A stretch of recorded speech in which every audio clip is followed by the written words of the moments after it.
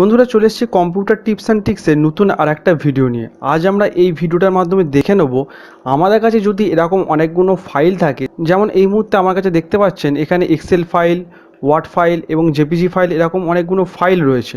আর এই ফাইলের মধ্যে কোনটা কি রয়েছে সেটা যদি আমাদের জানতে হয় তো আমরা কি করি, সাধারণত এগুলো ওপেন করে করে দেখি যে কোনটার মধ্যে কি রয়েছে।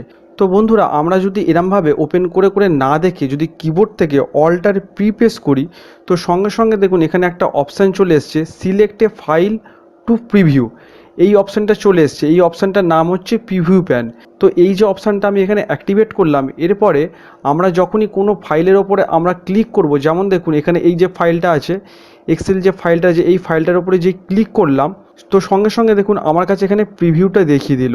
তারপর দেখুন এখানে আমি আবার একটা অন্য ফাইলের ওপরে যে ক্লিক করব সঙ্গে সঙ্গে এই ফাইলটার মধ্যে কি রয়েছে এটাও আমাকে দেখিয়ে দিচ্ছে।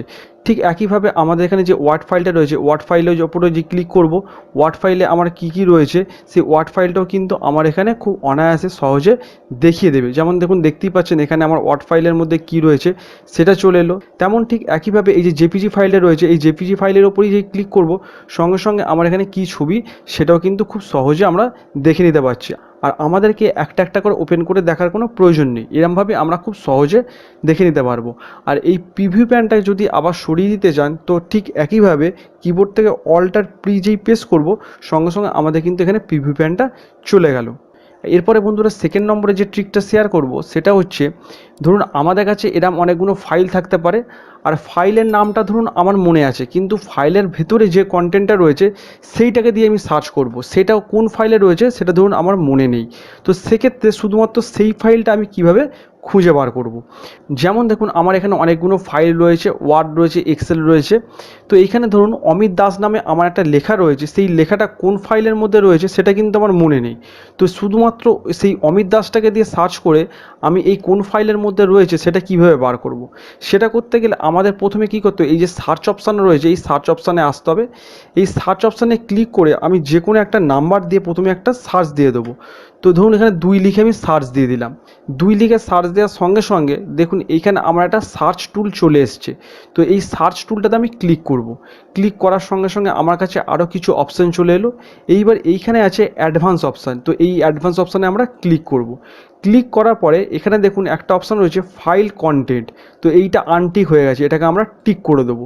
টিক করে দেওয়ার পর বন্ধুরা আপনাদের যেমন বললাম অমিত দাস নামে আমার একটা ফাইলের মধ্যে লেখা রয়েছে, সেটা কোন ফাইলে রয়েছে আমি বুঝতে পারছি না। তো এখানে সরাসরি আমি অমিত দাসটা টাইপ করব। তো টাইপ করে এবার আমি এখান থেকে সার্চ দিয়ে দেবো। সার্চ দেওয়ার পরে বন্ধুরা সঙ্গে সঙ্গে দেখতে পেলেন আমার এখানে দুখানা ফাইল চলে এলো, যে এই দুটো ফাইলের মধ্যে আমার অমিত দাসটা রয়েছে। তো এবারে আমি এখান থেকে একটা ফাইল খুলে দেখে নিই যে অমিত দাসটা এখানে রয়েছে কিনা। তো বন্ধুরা এক্সেলের যে ফাইলটা এখানে ওপেন হলো তো দেখতেই পাচ্ছেন অমিত দাস নামে এই যে নামটা আমার কিন্তু এই ফাইলটার মধ্যে রয়েছে। তো এটা আমি কিন্তু অনায়াসেই খুঁজে বার করে নিতে পারলাম যে কোন ফাইলের মধ্যে এটা রয়েছে। তো আশা করি বন্ধুরা কম্পিউটারে এই দুখানা ট্রিক আপনাদের বাস্তব জীবনে কাজ করতে অনেকটাই সাহায্য করবে। তো ভিডিওটা ভালো লাগলে, ভিডিওটা ইনফরমেটিভ মনে হলে অবশ্যই চ্যানেলটা সাবস্ক্রাইব করে দেবেন। আর সাবস্ক্রাইব করে দেওয়ার পাশাপাশি নিচে থাকা বেল আইকনটা অন করে দিয়ে অল নোটিফিকেশন করে দেবেন, যাতে এরকমই পরবর্তী ভিডিওগুলো আপনার কাছে সবার আগে পৌঁছে যায়। আর বন্ধু বান্ধবদের মাঝে শেয়ার করতে ভুলবেন না, এটা সবার মাঝে শেয়ার করে দিন। দেখা হবে এরকমই কোনো পরবর্তী ভিডিও। ততক্ষণ পর্যন্ত ভালো থাকুন, সুস্থ থাকুন, ধন্যবাদ।